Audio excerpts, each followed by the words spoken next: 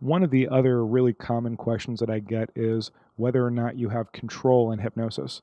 And the idea that you don't have control in hypnosis comes from stage shows on TV or movies or comedy clubs where a hypnotist brings people up and makes them do things like barking like a dog and things like that.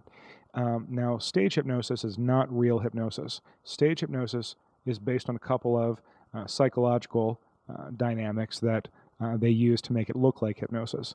Number one, they'll bring up maybe 20 or 30 people, a lot of people, and they'll tell them to do something.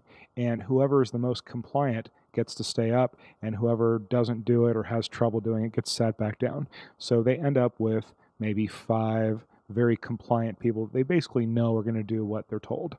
The second factor is something called abstract conditioning. Whenever you ask someone to do something, if they do it, they're more likely to do a bigger thing next time.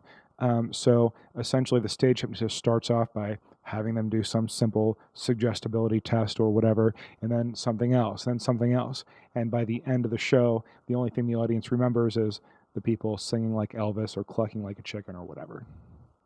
One thing you'll note about the stage show is that the person will never do anything that they think of as morally objectionable or dangerous.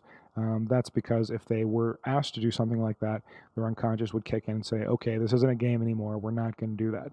And so the stage hypnotist avoids all of those things because he doesn't want to mess up the show. Real hypnosis is actually quite different. It usually takes maybe 15 to 60 minutes, and it's very relaxing. It's a comfortable process. Usually motion is minimal.